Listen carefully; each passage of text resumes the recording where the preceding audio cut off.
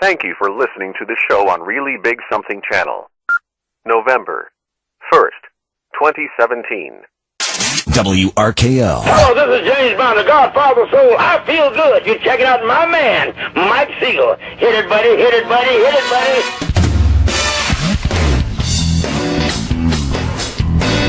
buddy. Welcome back in, folks. Good to have you with us. Hour number 2. Jeff Kuhner's off today. Mike Siegel in. Here is the voice of Boston, WRKO. I'm glad to get your calls. Look, this is your country, and frankly, what happened in New York could well have happened in Boston. In a sense, it did at the Boston Marathon. This guy chose, in New York, a day that arguably is comparable to the day of the Boston Marathon when the Tsarnaev brothers did their dastardly deed, because there were large numbers of people in the area in New York where this fellow was. He knew it was Halloween. He knew people would be out and about, kids getting ready for their trick-or-treating with their costumes, with their parents. And it's obvious he had no concern about anybody because he crashed into a bus with 2 adults and 2 children, the children being disabled, disabilities. Youngsters with issues that they were dealing with, special students. And he went after that bus. In addition to people just riding, can you imagine you riding your bicycle, just enjoying the day along the water, and here comes this guy. If you're familiar with New York, there used to be the West Side Highway up above the surface streets. Now it's just the surface street, which is still considered the West Side Highway. And he gets on the bike path. We all know the story. And just barrels down the bike path. All of this designed and planned. It's premeditated murder. Under federal law, the crime he committed is susceptible to the death penalty, and after we get all we can get out of him, that's where he ought to go. And, you know, there's another element of this. And as we go along here, your number to call is 617-266-6868. Nobody's thinking about this. The fact that this guy has 3 children. Now, are they going to look at him as a martyr? You see, what's happening here is the same thing that happens in Israel. There to a much greater degree. It's generational. The parents instill hate into the children, into the Palestinian children, so they hate the Israelis. And what's happening here is who knows whether he might be guys like him, the Tsarnaev brothers, this guy, the child of Tafshin Malik, the woman who came from Pakistan, known as an extremist, jihadist. And under Barack Obama, that didn't matter. Let her in anyway. And she radicalizes her husband who's already here, and they kill 14 people in San Bernardino. What about the child of that couple? In other words, we could wind up having a generational problem here with the children of these terrorists. Paul in Woburn, you're on with Mike Siegel for Jeff today at WRKO. Hello, Paul. Mike, you're filling in admirably for Jeff Kuhner, but what really bothers me is that the government, you know, whether they start with the CIA, the FBI, and law enforcement and public safety, it's like we don't learn anything from these incidents. Now, this guy, I believe, I don't have all my information yet, but I believe he may have been on the radar.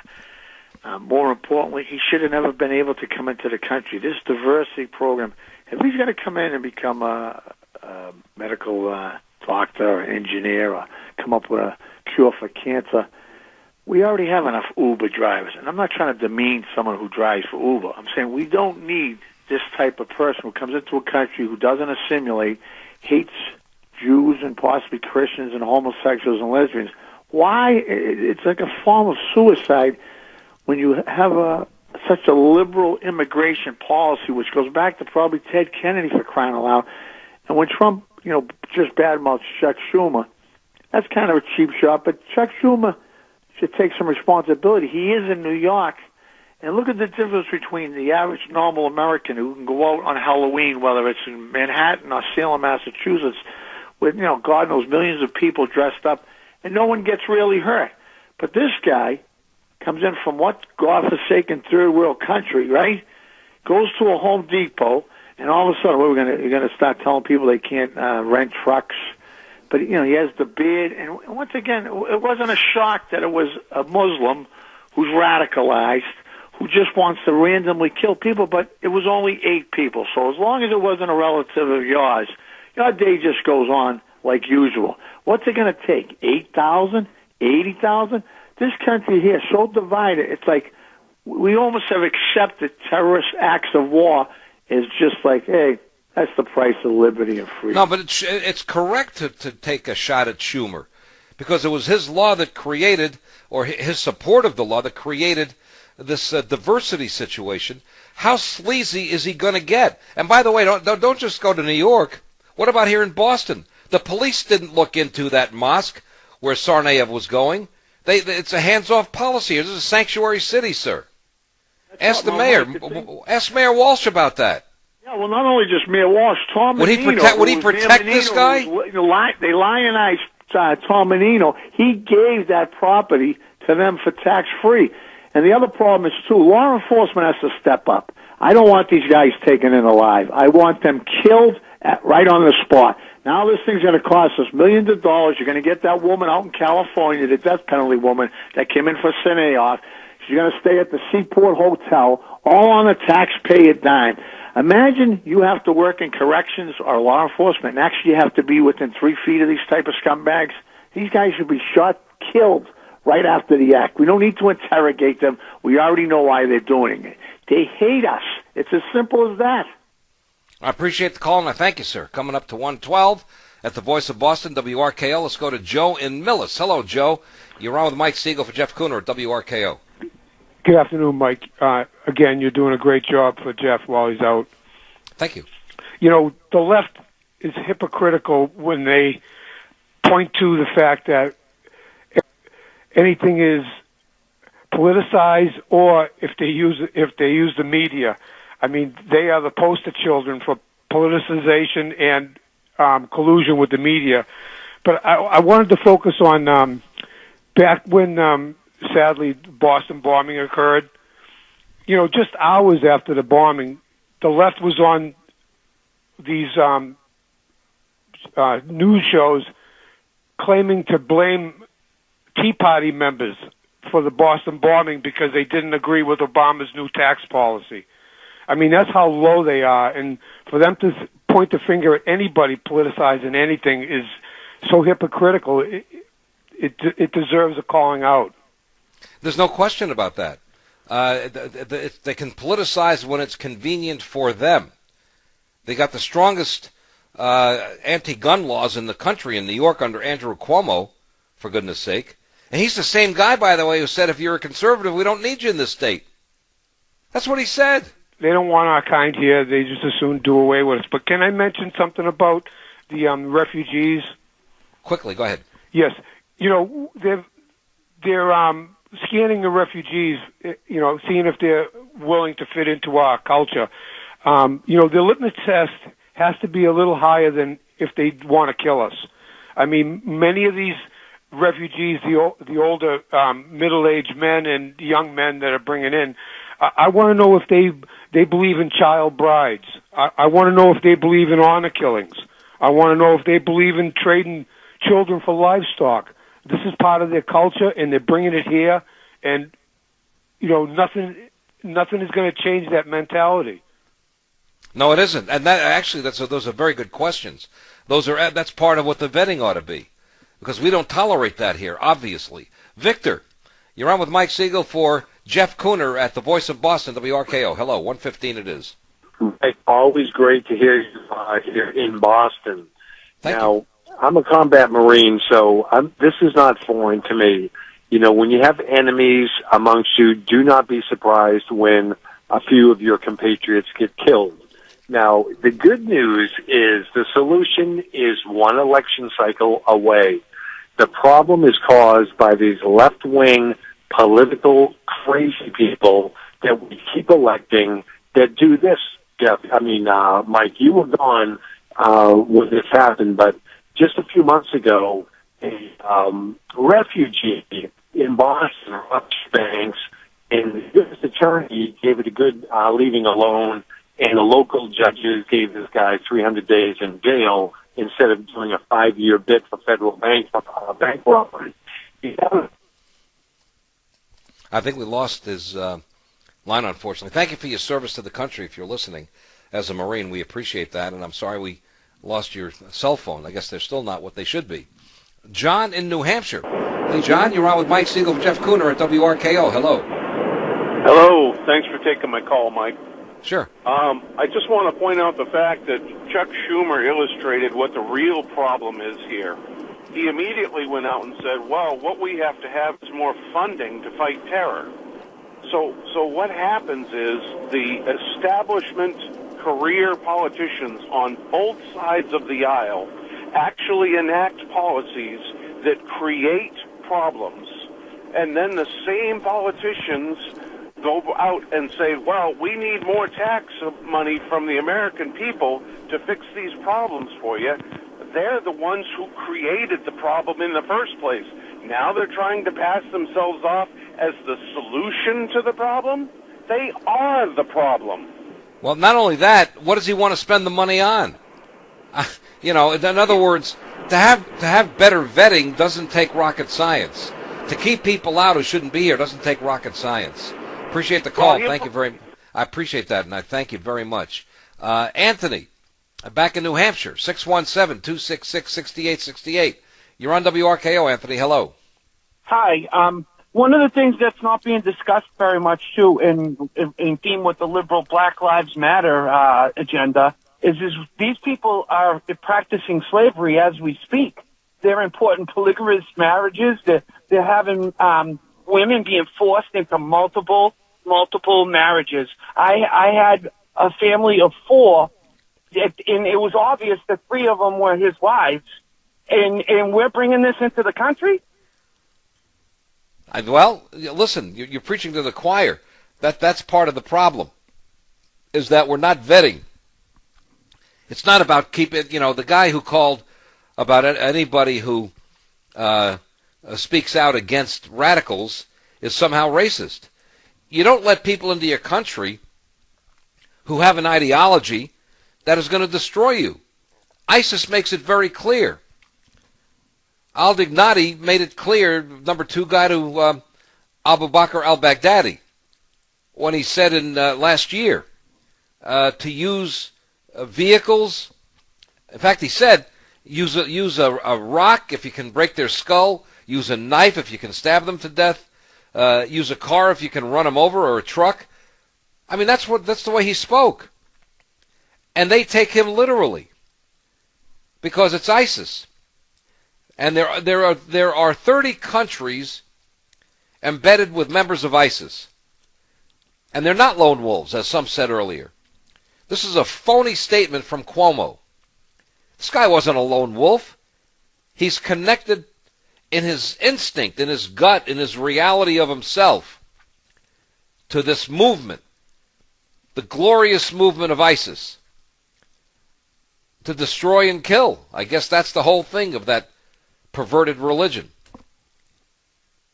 in the way that they implement Islam.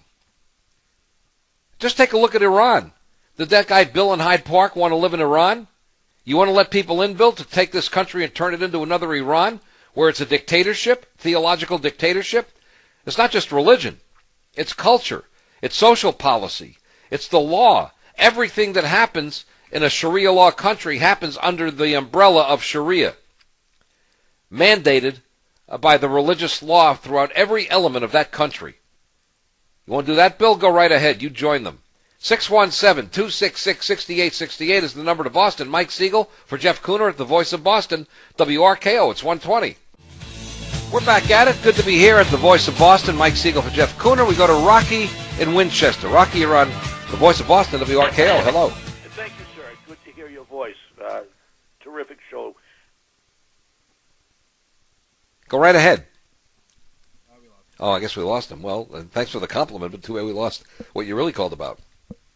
Let's go to Christine and Sharon. Hey, Christine, you're on WRKO. Hi, Mike. Great show. I was just wondering, I listen to a lot of radio, talk radio. I've never once heard a good Muslim call in to condemn these attacks. Have you ever got a call from a good Muslim condemning all this killing? Well, actually, I have a guest on fairly regularly, Dr. He's a medical doctor, Dr.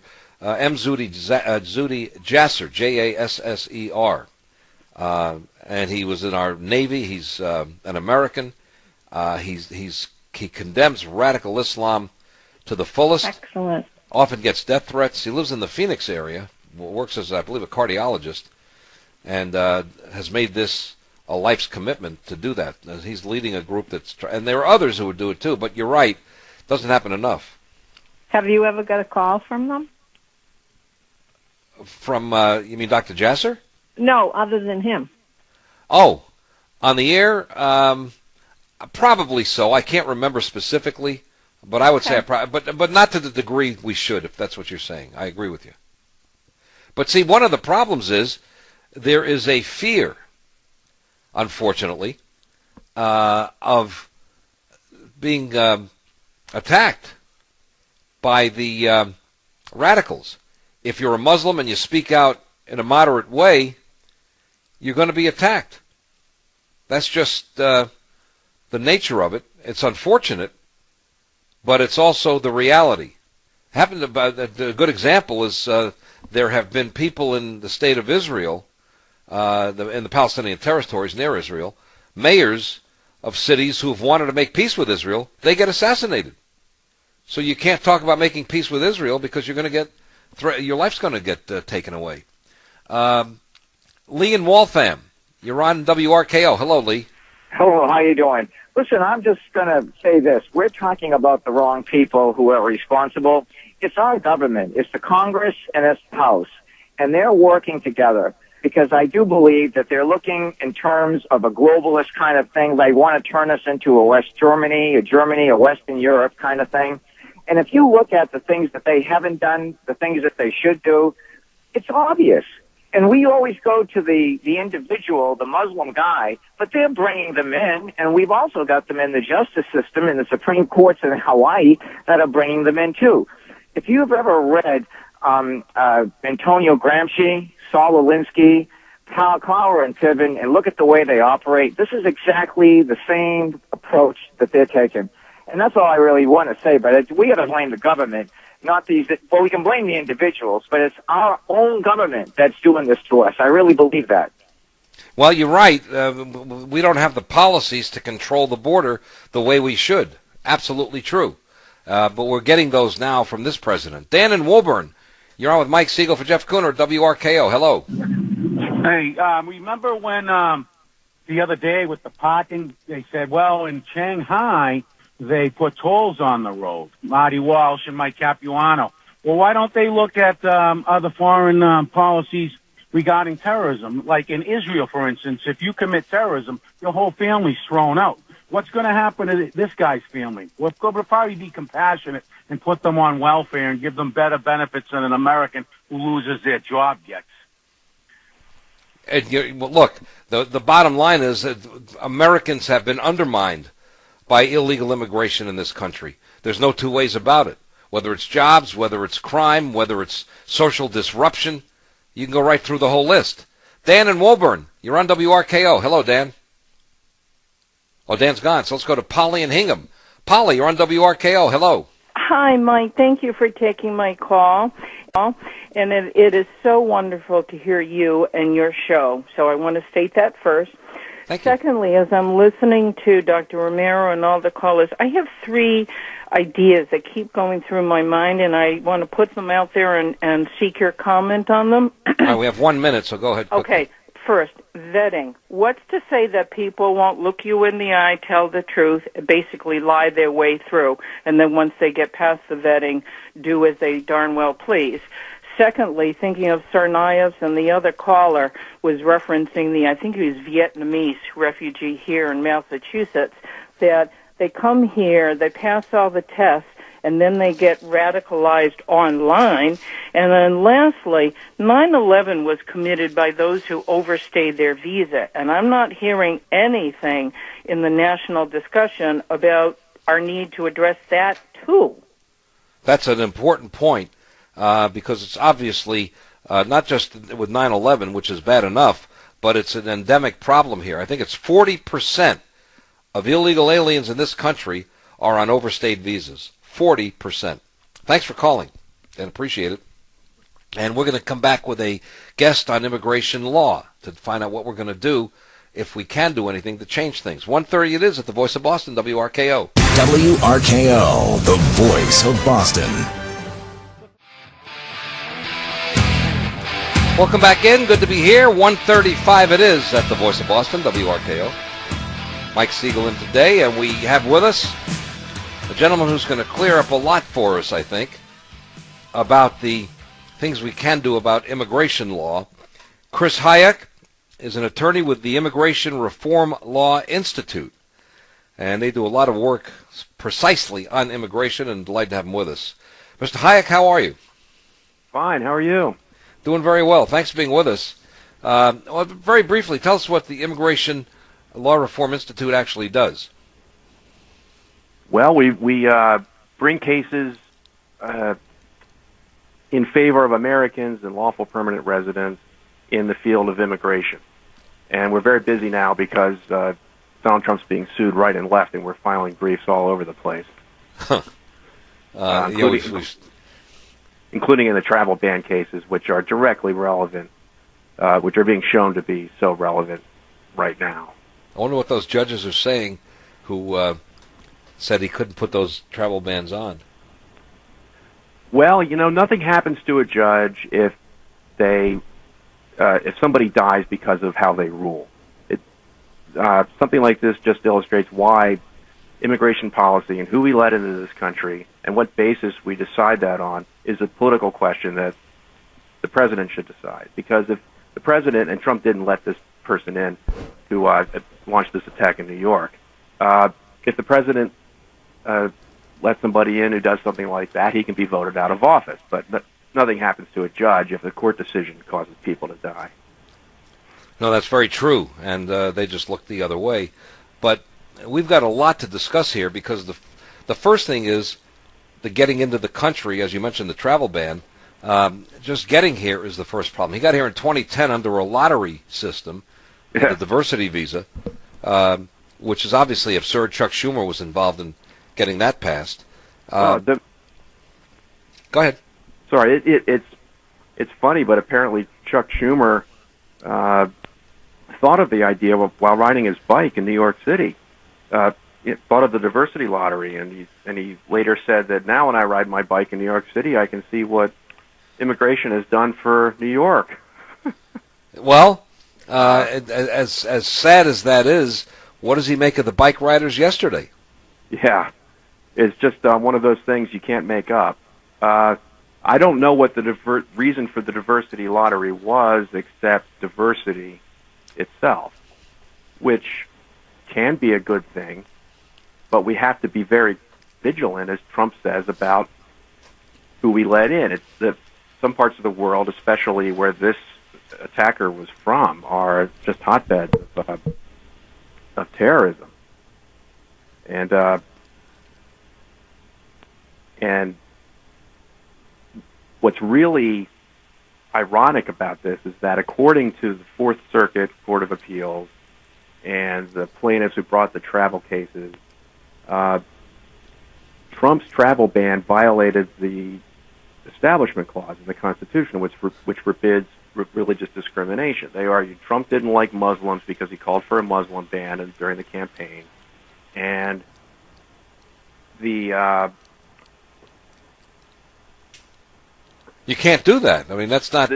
That's totally improper. But what's not improper is to say that we're criminally profiling and we're doing heavy vetting, and countries that are. See, he created his own problem by the way he described it with great animus.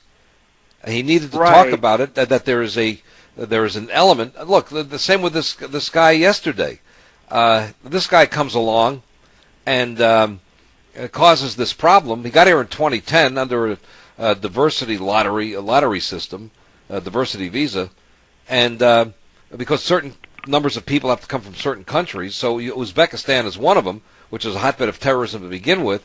So the first thing you would want to do is to have a heightened vetting process for a person from that country. But apparently he got radicalized after he got here. That's what they're saying now, at least. Well, what's really ironic is that because of under this logic that you can't discriminate at the border based on religion, they couldn't stop somebody who was in ISIS from coming in the country, because ISIS is in fact a religion by any test the federal courts use to determine whether something's a religion under the Establishment Clause. I mean, its leader claims to be a caliph who has spiritual hegemony over all Muslims all over the world. He's a successor of Muhammad. They try to convert the world to their religion by force. I mean, maybe that religion isn't Islam. Mainstream Islam condemns it, says it's heretical, but it's some kind of religion. And Trump has animus against that. He's vowed to destroy it before a joint session of Congress. And so... Well, so did George W. Bush. I mean, so did Obama. And so did Obama. But the real point is that, there were decisions made during World War I or shortly after, where the Supreme Court said, in effect, if a guy is standing on a street corner saying he's going to destroy the country, and he's one guy in a pair of ripped jeans, and he's haggard and he's incoherent, you can't consider that a threat. But if you have a real threat, those cases said, the country, in effect, has the right to defend itself from its own destruction. Oh, certainly. And we're seeing that now. Yes, the sovereign right of America, the American people, through their elected representatives, to defend themselves against, to control who enters the country, was never intended to be lessened by the Establishment Clause. It's one of the things where they've just carried out a certain train of logic to an absurd degree, where the fact that this guy's in ISIS means that we can't stop him. We can't stop him at the border because that would be religious discrimination. Well, we can stop people who are part of that ideology. I think you could make the case that the ideology is expressly to destroy America and the West generally, but you could easily make that case and keep people out. But the bottom line is, nobody has a constitutional right to enter this country if they have not been here before. Correct? No, that is absolutely true. They have no rights under our Constitution. No, I mean, somebody who's never been here has no right to be here. Now, if you've been here, and you've been here legally, and then you maybe have family connections and that sort of thing, maybe it's a different story. There are certain provisos there. But we don't have to let people into this country who are of a tendency to want to destroy us. Right. And we just have that right as a sovereign nation. The Supreme Court has recognized that again and again. And how Trump goes about it is, whether we like it or not, whether he created more problems by his comments during the campaign than he should have and so forth, those are all political issues to be decided by the voters. And they should have nothing to do with the courts. So where are we at this point? Well, Trump has issued a revised travel ban that is of indefinite duration for these several countries, and thrown in North Korea and Venezuela. And the same plaintiffs who challenged the first one are challenging these. Because what happened in the Supreme Court is that after all the briefing was done, the order that was challenged expired, and the court declared it moot and vacated the lower court judgment. So they're doing it all again. And that one will get up to the court pretty soon. And the Supreme Court, I think and hope, will have to decide this. And I hope it decides it in accordance with its past precedent. Now, are we talking strictly about the travel ban from certain countries? Because that begs the question on, for example, Uzbekistan, where this guy came from. Yeah, Uzbekistan is not one of them. Right. Neither is Chechnya, for that matter. Yes, that's right. Again, these are national security judgments of the president, and the courts have said repeatedly that they're not supposed to second-guess them. We as citizens can, but it does have an effect, because if Trump, as I said, if the Supreme Court were to agree with the Fourth Circuit and say, you can't discriminate, you can't ban people from these countries because they're mostly Muslims, and that's discrimination against Muslims, against whom you have an animus, then they'd have to say, this guy's in ISIS, that's a religion, you can't discriminate against people like him. And so at further steps Trump might take to try to block ISIS members from coming here or deporting Americans, LPRs who, green card holders who become radicalized and join ISIS when they're here and trying to deport them, that would be religious discrimination according to that logic. So it could have a totally devastating effect if that were how the Supreme Court ruled. Well, but it would be if you have somebody. I don't agree with the notion that you can't keep them out if they and they probably wouldn't express it, but if they express a philosophy consistent with ISIS and say that we believe in Abu Bakr al-Baghdadi and he's our caliph and all of that, and what because they're doing what he said. Go out and use a brick if you have to kill people break their skull, stab them with a knife, use a car to run them over, use a truck to run them over. His head guy basically said that over the last couple of years, and now they're following it. So if somebody says they're going to follow that so-called religion, no, I don't buy the fact that the court's going to call that a religion. Because, listen, are we going to allow... there was a Palestinian father, specific case I'm aware of, where the daughter had sex when she was 17 years old as a single person. And he approved of having his friends in the community stone her to death, which they did. Are we going to approve that? So that's not a religion within the confines of what we understand religion to be. Well, it's the courts have a very broad view of religion. They don't they want to define religion as broadly as possible. They even have defined secular humanism as a religion, even though they don't believe in God. But if somebody's got a background with ISIS, for example, Tafshin Malik, perfect example. She came from Pakistan. She was writing on her social media, Facebook and elsewhere, about how she had been radicalized. She was in extremist mosques, and all of the elements of being part of this jihad movement. Are you telling me that we couldn't have kept her out after she wrote all that stuff? Oh, I think we can. I think the Fourth Circuit's wrong when they said when they struck down Trump's ban as religious discrimination. Something was wrong with their reasoning. Either he didn't have religious animus, or the Establishment Clause doesn't apply at the border. It doesn't apply to foreign policy decisions like whether to go to war or whether to let in aliens, because those are also foreign policy decisions. Those are purely political decisions. And there's nothing in the Establishment Clause that indicates any restriction on them. So you could say that we think you're going to be a danger to this country. I mean, they're going to lie. They're going to say, I'm coming in because I love America. Well, you can find other grounds. I mean, and there may be some way to disentangle ideology from religion, but for someone like him, for someone who's in ISIS, everything's religious. You have to fight the infidel because of your religion. You have to, he was motivated to do this by his new religion that he apparently converted to.